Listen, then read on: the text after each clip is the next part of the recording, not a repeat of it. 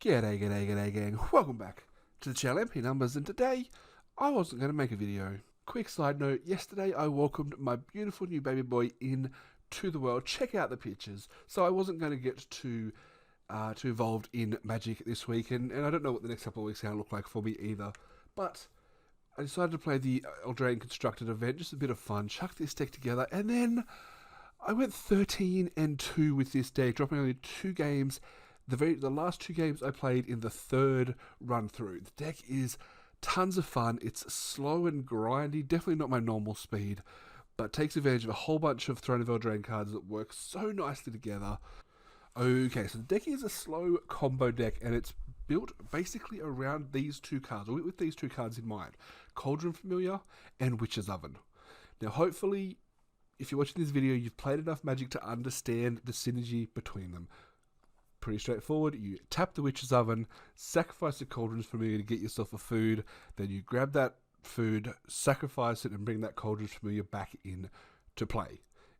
Meaning you gain a life and your opponent loses a life. Do this 20 times without your opponent interfering, and you win the game. So that's pretty straightforward. You just have to wait 20 turns, / have multiple Witch's Ovens in play and do it faster. But we can try and help along. That's what we're doing. I found 2 more cards that work really nicely with this plan. We've got Ayara, the first of Locthwain.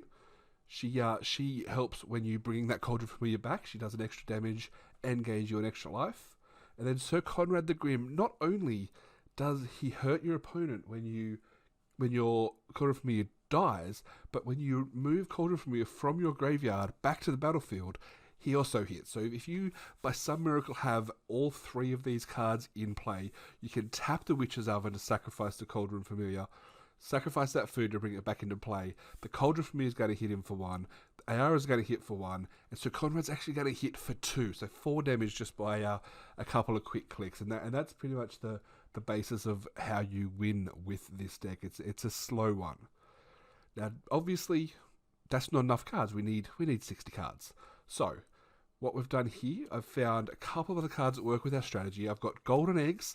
Now this gives you a couple of food in case your opponent's being aggressive and your Cauldron Familiar needs to block and keep dying without being able to sacrifice. You've still got a couple of ways to get him back into play. And we've also got the Tempting Witch, which again, if you're not fighting the Cauldron Familiars, you can start throwing some of your excess food at your opponent for 3 damage a turn. Outside of that, we've got removal. Basically, we want to make sure our opponents aren't killing us before we can get our damage in. There is sometimes, if you can clear your opponent's board, you can also attack with your Cauldron Familiar because it itself doesn't need to be untapped. So being able to clear the way, being able to stop your opponent from hitting you, really helps out. Just helps you get the games finished faster with your very slow bleedy combo deck. Now finally, to wrap up the non-land cards, I've chucked in 2 Revenge of Ravens, just because I'm expecting a creature-based aggressive metagame here. So Revenge of Ravens is going to help us in those draws, in those matchups to stop the bleeding and help us gain our life back to stay alive. Rounded up with 4 Castle Locthwains, 17 Swamps. You could consider some Witches' Cottages, and to be honest, at this point I'd probably trim a land or 2. Based off those last couple of games where it just didn't work. Probably 1. Maybe bring in a 3rd Epic Downfall or a 4th Reave Soul. I'm not 100% sure. Now, if you did want to look at modifying this deck, there's a few things you could do.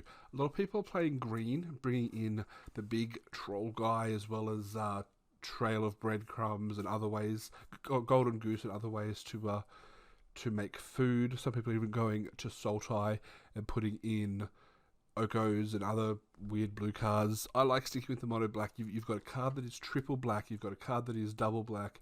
You want your mana to be right. You can trim the mana down, make everything run a bit more smoothly, and look, it's just fun. Playing the deck, it's pretty easy. It's a lot of clicking. You got to click, sacrifice, bring back into play, sacrifice the food, repeat over, click, accept your triggers, move them across, draw removal spells, kill creatures, and hopefully you win. Like I said, I got to 13 wins. I played the event 3 times, 13-2. But the deck is a lot of fun. Let me know, what have you been playing? We just had to change the background because Arena decided to crap out on us. But anyway, Let me know what you think of this event. I do enjoy Block Constructed. I think it's one of the more unique events. Hopefully you've been having fun with it.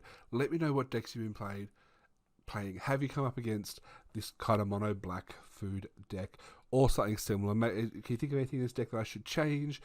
You know, try it out yourself. Let me know how it goes. All that kind of fun stuff. The comments are going to be wide open, and don't forget to like if you like, dislike if you dislike, subscribe to see more, and if you want to chat with me, check the description to find all the links. Otherwise, I've been MP Numbers. This has been a quick one. I'm going to go spend time with my little fella. Have a great weekend. Bye.